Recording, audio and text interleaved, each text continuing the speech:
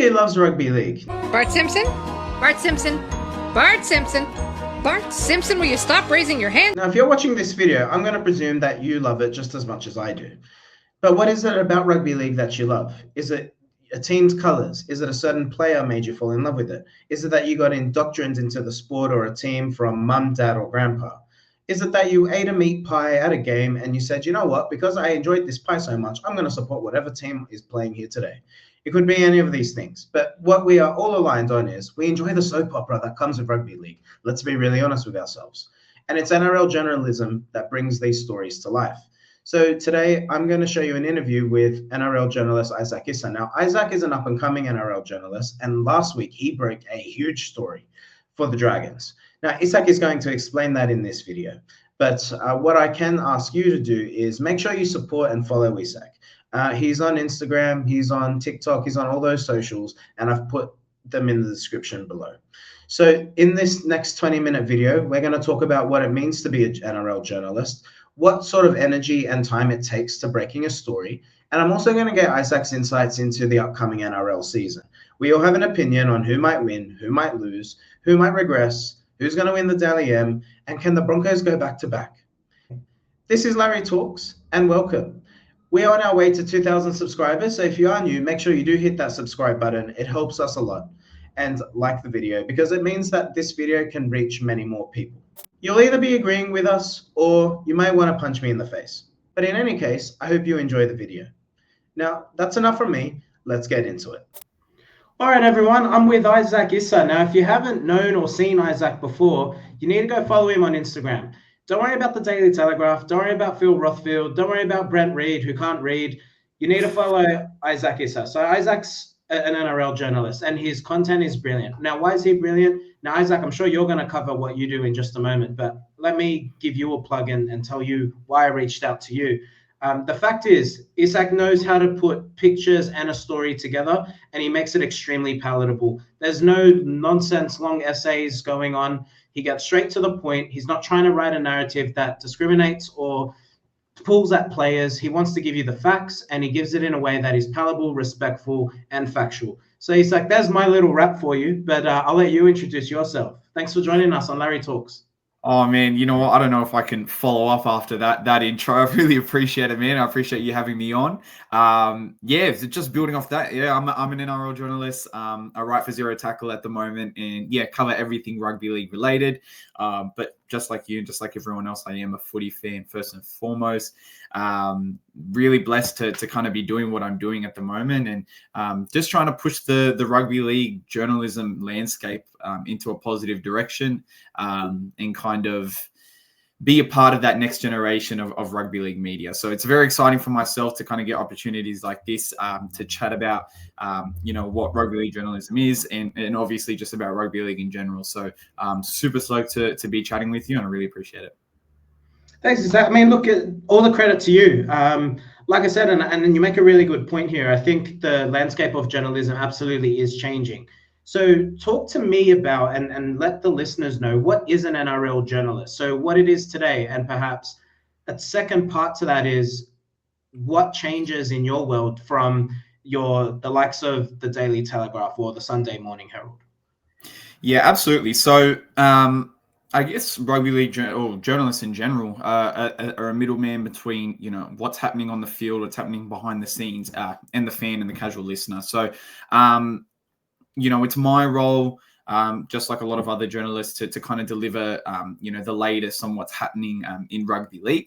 Now, I think journalists have a responsibility, I guess, to the listener and to the reader to deliver the most factual news possible. And that's something that I've held myself, to a high standard from that standpoint. Because as I've kind of grown in my career, my short career so far, I've realized that my level of authority and the level of which people trust me, a lot of people take what I say as absolute fact, and I take that role very, very seriously, and that's why I try to deliver the news as factual and as honest as I can. again, there's a lot of factors to it, and it's about gaining a lot of trust with a lot of different people. But first and foremost, it's about telling a story and telling it right. Yeah, well, I couldn't agree more. And I think that's where a lot of journalists cop a lot of flack. And it's funny I won't even say the show's name because I don't want to give negative publicity or unwanted publicity. But if you look at the likes of Phil Rothfield, for example, he's constantly defending himself out in the media, but I can't help but feel like he brings it upon himself because he antagonites rather people. And I'd say that's where you've gained a lot of respect. So we'll get into the nitty gritty in just a moment, and I suppose help people understand the start and the finish, because I think people just see the end product of what you do, but perhaps don't understand the back end and how much work and phone calls and research goes into that. But what does a day look like for you? So what's an everyday for a journalist? Yeah, absolutely. So, look, every day is different depending on kind of what, whether I'm working on with zero tackle, whether I'm doing my own thing, whether I'm, it really depends on the day to day. But, first and foremost, every day I'm waking up in the morning, I'm going through, the daily news cycle, whether that's, through Daily Telegraph, Sydney Morning Herald, all these different kind of news platforms, just checking what's going on around the world first, the world of rugby league. And then it's following up on, different bits of mail and exclusive information that I've received either from, club officials, from, player agents. It's about, essentially getting myself as informed as possible at the start of each and every day. And then it's about tackling it however, I kind of see fit. So at this time of the year, it is quite quiet in the news cycle. There isn't too much going on. Now, obviously, once we get into the season, it does get a little bit more hectic and a lot more going on. But every day still remains the same. It's just the quantity kind of lessens or gets a little bit bigger. But yeah, no, essentially I'm just going through, I'm checking the constant news cycles all day, every day. And then I'm, deciding how I want to tackle it, whether it's, writing an article for Zero Tackle, whether it's creating a post for social media, whether it's doing a reel, whether it's, deciding whether this is newsworthy and if I really want to cover this or if I want to kind of leave it, depending on how this story is going to, one, affect, the reader, but two, the person I'm writing about. So there's a lot of different kind of factors that go into it. But first and foremost, it's just essentially getting myself as informed as possible and then, figuring out how I'm going to tackle it. Yeah, it sounds like there'd be a lot of migraines in between. And I like how you said figure out how you'd like to tackle it. Now, I'm not sure if that's meant to be a pun or not, but this is a rugby league channel. So if you didn't mean it, let's just say that you did for the sake of saying it. Perfect. You made a really interesting point there. And I think that's an important point to, I suppose, extrapolate. How do you determine if a story is worth publishing or not? Yeah, it's about understanding my audience, and I'm blessed to kind of be doing a lot of my stuff on social media and stuff, and so I have gotten an idea of who my readers and listeners are, and the kind of news that they would appreciate reading. Now, there are some stories that I won't tackle, and that goes from legal issues and some kind of graphic issues that are happening off the field. I try to stray away from that unless, of course, it's absolutely vital that the reader knows about it. But then it's also about just understanding the relationships that I have in media and understanding, I guess, how how different stories will affect either that relationship or the person in general. It's really important to kind of stay diligent and respectful to the people I'm writing about, because at the end of the day, they are humans. There are a lot of stories that you can write that, will get a lot of clicks. And there have been stories that I've passed up on that would have gotten me a lot of clicks and a lot of likes, a lot of followers. But it is about kind of maintaining that level of, I guess, self-respect. And then it's knowing my sources and knowing, what's a reliable source. If this mail is kind of just absolutely rubbish, or if it's actually got some, some weight to it. And that's through trial and error. I've copped it a few times and I've been wrong a few times. But it's all trial and error and understanding, where reliable journalism is and where it's not. Yeah, look, I have to say you're brave at doing journalism, especially when you cover sports, because you're right. It's almost like in society, especially nowadays with social media, the room to make mistakes is just not there. People are more impatient than ever. And you can see it if you're stuck in Sydney traffic for anyone who lives in Sydney. And above that, we've become a society that just loves to tear people down. And I hate to say it, but particularly in social media, because people can be faceless. And normally it's the people without a face who seem to be the most critical because, they're perfect and everything. But it's so difficult. And I think as a society, if we just accepted and allowed people to make mistakes and have a holistic view that says, he's a young journalist, he's giving it his best shot, he thought it was a credible source. And I mean, we see this happen all the time with really established high profile journalists. I mentioned Phil Rothfield earlier, Brent Reed. There've been so many stories that have been made wrong in the public eye so many times. So, and look, credit to you. And I think it's important to have thick skin in your line of work, because mistakes will happen.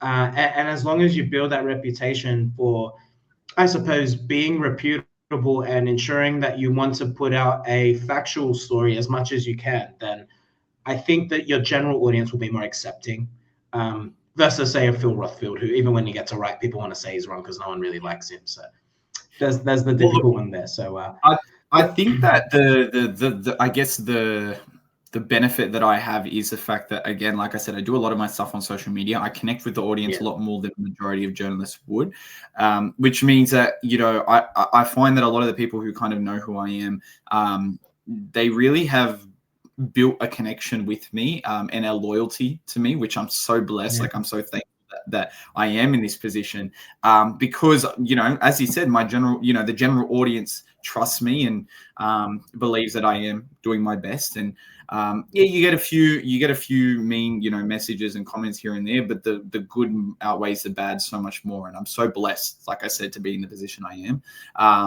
And yeah, it's just about kind of maintaining that integrity, because as soon as you lose it, it's very hard to get it back. 100%. And it takes years to build and seconds to destroy. So no, I definitely agree with you there. I'm going to ask you a bit of an ad hoc question, because it's just come to me as we're talking. Do you think that because you're so focused primarily on social media, do you think that you attract perhaps a younger audience compared to, say, NRL 360, Triple M, Daily Telegraph? Because if I look at the people who would follow those journalists and also the type of people who are on those platforms, it is an older cohort. So do you think that your content appeals to perhaps a younger rugby league fan? I think that the majority would be younger fans, but it's not as big a margin as you'd think. I do get a lot of older people as well who come across on social media.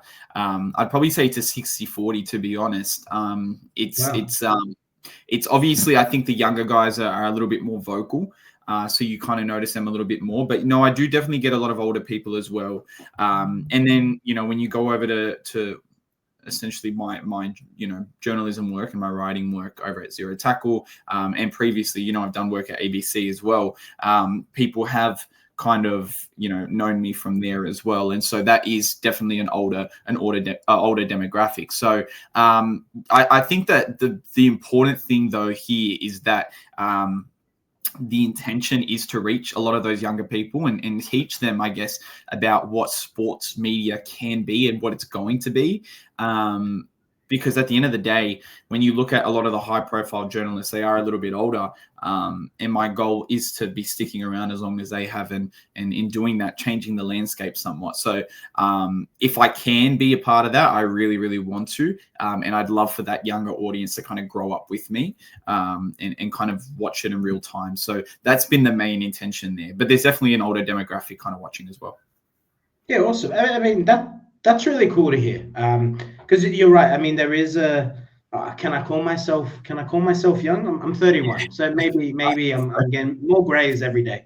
But I think that there's going to be a strong appeal for that social media style journalists, particularly in the Gen Y group and beyond, because we're kind of that middle group who got to see what a cassette tape is, but can have also lived through the evolution of social media, versus perhaps probably what my parents' age is, where they're yelling at clouds on Facebook. So, but no, it's great, and I think you do work really well in appealing to a broad range of audiences. So again, I will say to those, if you haven't seen Isak's work, I will put a link to his Instagram and socials in the description. So make sure you do check it out. Like I said, I think it's well articulated in terms of giving you a visual for what you're going to read, and then providing you with a good blurb. So I'll make sure I put the link out there. So we have spoken about a few names who are in the NRL landscape, who are quite reputable, and some who are probably not very palatable as well. Who have you looked up to or had a relationship with that's been critical or even provided an element of mentorship for what you're trying to do? Yeah, there's been a few journalists that I've gotten the privilege to kind of chat to, and who have given me advice on occasion. I'd probably say someone who's kind of really looked out for me and really helped me and given me a lot of advice is Michael Carianis, from over at the Daily Telegraph. He does stuff with SEN as well, and you'd see him on NRL 360. He's someone who's really taken the time and effort to I guess, kind of take me under his wing and teach me a few things, and be critical when needed, which has been really cool. So, no, he's been someone that's been really good. Someone like David Riccio has also reached out a couple times and given me advice on a few things. But even when I was first starting out, a guy like Andrew Webster as well. So there have been a few, but Michael Carianis is definitely one that has made the effort to kind of help make sure that I don't stumble too soon and kind of keep me in check. And I've been absolutely, honored to have someone of his stature to kind of, view me as worthy enough to kind of, give advice to and help along the journey. So he's been a huge one for me. Michael Carianis, if you're watching this, thanks for being a good bloke. That's important. I think in all seriousness, I think if we look at even in sports, you always have a more senior player, journalist, manager, whatever it is. I think it's important that people look to give back and help a younger crop aspiring to come through. And I mean, if we put this in a rugby league context, I think the most successful NRL teams have always had a nucleus of an older senior squad or senior leadership group who have been able to mentor, role model, and almost emphasize and demonstrate what you want to see in a professional player. I mean, a club that comes to mind would be like the Melbourne Storm, where you can say Cameron Smith, Cooper Cronk. If you put a young player in that setting, they always seem to thrive. You bring a journeyman into that side, they always seem to find their best form. So I think it's awesome to hear that, and Michael Carianis is absolutely respected. I think he is one of the select few who you can say has probably put out, his work carries an element of class, breaks a big story, can be critical when you need to, and I think that's important as a journalist too, but seems to know how to toe the line. So it's cool. That's really cool. That's really cool to hear. What's the best story you've covered so far, and why?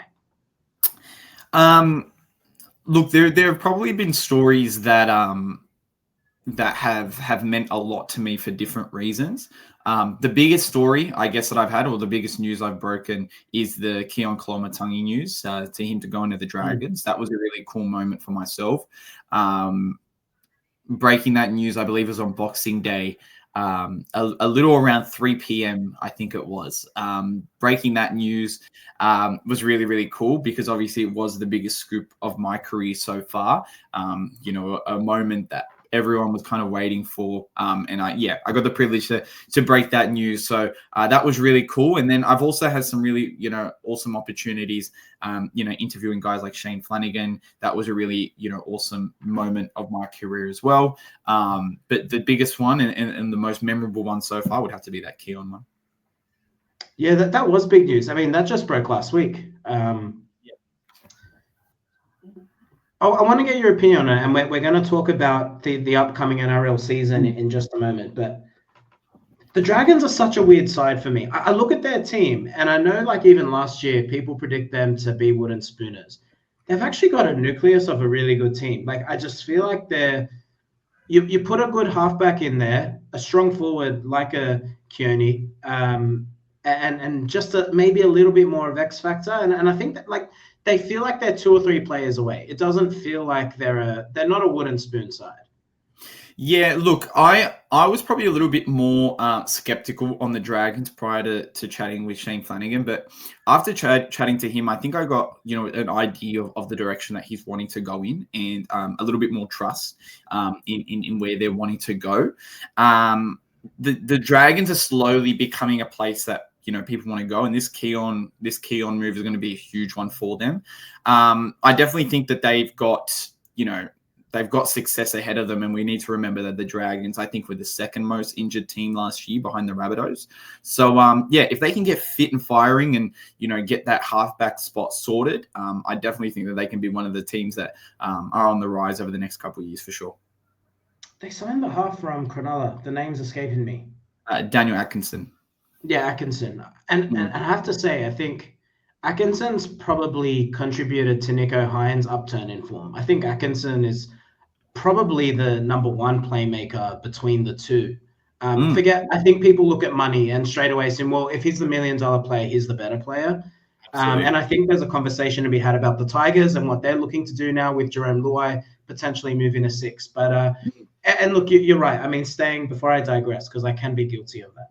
I think Keone could be one of those signings. If I think of the Bulldogs, you might have been too young, but if I think of the Bulldogs in 2008, we finished with a wooden spoon. And I remember halfway through that season, there was a lot of conjecture around, well, the Bulldogs really need a big name signing to turn their season around. And then they signed Brett Kamali and Ben Hannon. And then the signings seemed to come off that. Then we signed Michael Ennis, and then Josh Morris came along, and then the Bulldogs finished second. So, it only takes one major signing. And I think Kearney's just that young forward about to hit his prime. He plays with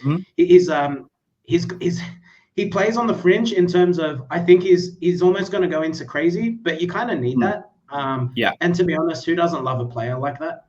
Absolutely. So anyway, I think Dragons will be interesting to watch. I'm sure, look, obviously they'll have goals for 2026, but looking up and up for them in 2027. So we can now get to talk about you as the individual. For those wondering, NRL journalists do in fact support teams, and I imagine that's difficult, particularly when you go to report about the team you support. So, Isaac, who do you support and why? Yeah, so it's actually surprising. I find it funny. A lot of people kind of throw teams at me. Isaac goes for this team. Isaac goes for that team. Two of the biggest ones I think that people say I support is the Dragons and the Eels, which is really funny to me. I get those comments and those DMs a lot. But no, I'm not a Dragons fan. I'm not an Eels fan. I'm a Canterbury Bankstown Bulldogs fan. Have been since birth. I am a Bulldogs man through and through. And one of the more passionate supporters that you'll see for the Dogs. I try very hard not to make that clear when I'm on my when I've got my journalist hat on. I try not to be too biased, but no, I'm a Bulldogs man through and through, and I have been since birth. Yeah, nice. It's good to know you haven't had 2 football teams in your life. There's a really great quote. It's more around European football fans, but I tend to love it because it puts a good chuckle in the system. And it's, you can change your religion, you can change your wife, you can change your house, but you can't change your football team. Yep. And I do think that that's true. Although in my case, I probably can't change religion either, because I think my mum would help me. It doesn't matter how old you are. If you're a quote unquote WOG or Middle Eastern person or European person, you'll know exactly what I'm talking about. Yeah, no, I'm not messing with my mum. Don't you worry. Absolutely not. Let's talk about the NRL season coming up to hit into the tail ends of the video. What one thing, if you had to select one thing that you're most interested in looking forward to in season 2026, whether that's a team, a player, rules, whatever it may be, a coach, what's exciting you about this coming season? Look, and again, I'm going to put on my my fan hat on now and say, honestly, I'm really keen to see how Mitchell Woods goes this year. That's one that I'm really looking forward to at the Bulldogs. Now, there's a whole halves dilemma at the moment with, Lockie Galvin, Matt Burton, and Mitchell Woods. Now, I believe that they're going to be starting with Galvin and Woods in round one, but Galvin and Burton in round one. Okay, yeah. Galvin and Burton in round one. But I do expect Woods will be in there soon. I'm really excited to see how Mitchell Woods goes this year. I want to see if he is the halfback of the future for the Dogs, and if he can reach the heights that so many are expecting him to. I feel sorry for him. You know why? I think he's been hyped up for probably the best part of 2 years now. And that's not his fault. I think his performances have warranted and garnered interest. But for that reason, you almost have to worry: do people have him painted as Andrew Johns before he kicks a ball, or Jonathan Thurston? And I think that's really difficult pressure for a young player. And what doesn't get said enough in NRL teams is some clubs are bigger than others, whether people want to admit that or not. And you can call us biased for saying this as Bulldogs fans.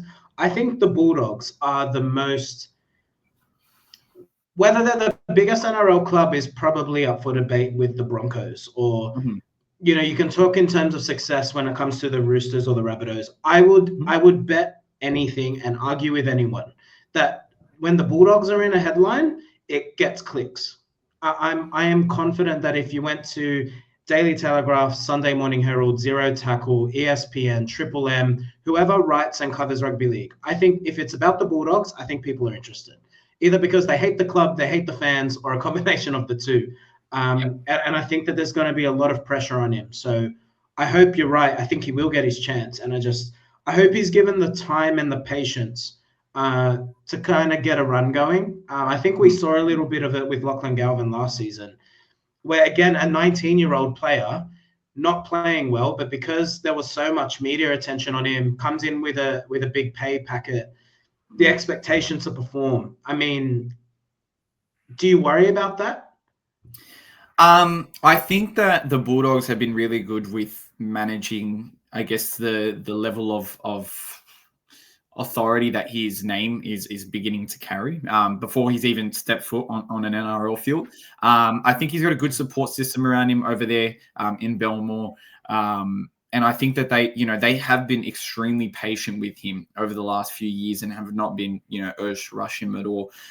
Because at the end of the day, they were talking about debuting him 2 years ago. So I think that the Bulldogs are going to look after him. I think the media, again, and you're absolutely right about the Bulldogs. The Bulldogs are probably in the top 3 biggest clubs in the NRL. You've obviously got the Broncos up there. You can make an argument for the Eels and the Panthers, but the Bulldogs are definitely up there. And so with that comes a lot of pressure.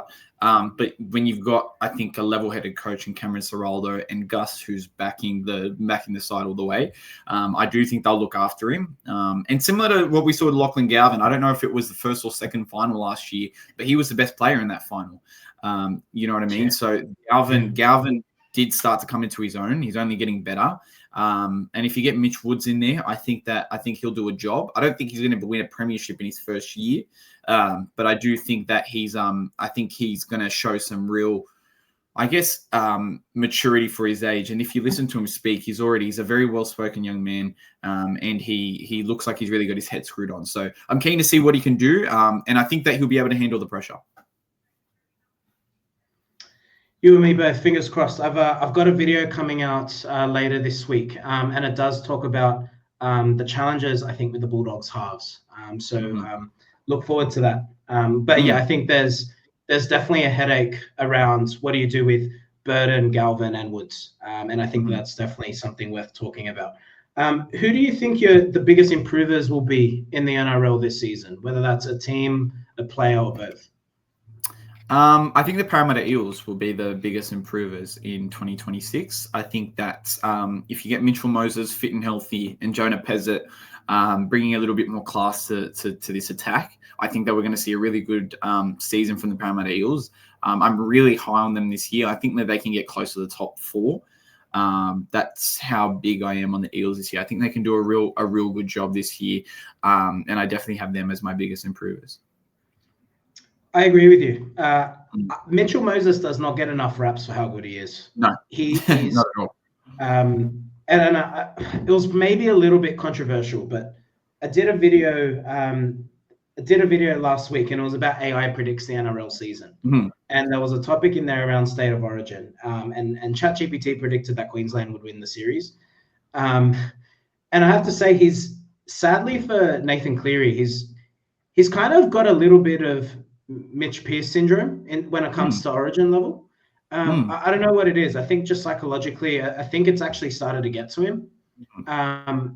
But if people forget, when you put game one there and Mitchell Moses was in the halves, New South Wales were unplayable.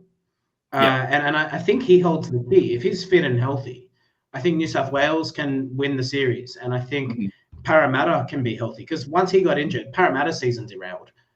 He's such a good player. He's not spoken about enough about being the best half in the competition. And I think people need to put his name in that conversation. I agree. That's why we're getting along. Who's your smoky for the NRL Premiership? Good question. Look, if we're throwing in all these you got your Melbourne Storms, your Penrith Panthers, you've obviously got the Brisbane Broncos. I'm going to say, I don't know if this is much of a smoky, but I do have the Sydney Roosters, who I think definitely could be up there to win the Premiership. I think that they definitely have the arsenal and the tools, this year to win it all, especially with DCE getting there. And if DCE can get back to his best, or at least 80% of his best, I think that we could see a Sydney Roosters grand final win this year. That is a good smoky. Again, another player who I think people have over-analysed, over-assumed around. If you're over 34 and you put in a bad performance, you're over the hill. It's the most laziest thing, but everyone does it. But he's going into a really robust team, and he hasn't had that at Manly for years. He's been the best player at Manly for so long. I think that's a good smoky choice. Dally M medal winner? I would really like to see Nathan Cleary win the Dally M this year. Now, again, I think that it really depends on his health and what the Panthers' ambitions are. Now, I know that they do like to kind of save their best footy for the finals and kind of, rest their players when they can. And obviously, we've got Origin. That's a factor as well. But I definitely think that Nathan Cleary can be in there. I'm also going to throw Luke Metcalf from the Warriors. I think that he could definitely get himself up there as well. So, but my main guy, and the guy I hope really wins it, is Nathan Cleary. Because I think that he's achieved everything else. I want to see that Dally M to his name. I think the Panthers are a really good chance of getting back up there this year. And you're right. I think it'll come back down to Nathan Cleary. So are the Roosters your smoky team for the Premiership, or is there someone else who you think's your definite winner? I think that Sydney Roosters are my smoky, but if we're choosing my favorite at the moment, I'm gonna go with the Brisbane Broncos. I'm just absolutely just astonished with what they were able to do in 2025, and I think that they're only going to get better. I think Reece Walsh now has that confidence in him to do what he needs to do in the footy field to make his team win.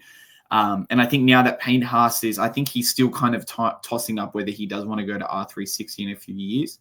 He's going to want to do whatever he can to get as much success in Brisbane, for as long as he's there. So I probably got Brisbane Broncos as a favourite and Sydney Roosters as a smoky. Good shot. Do you wonder about Reece Walsh if it was a lightning in the bottle? Did he put together such unplayable performances that there's the risk he just won't reach that level again? And before you answer, I want you to think about Ben Barber in 2012, Jared Hayne in 2009.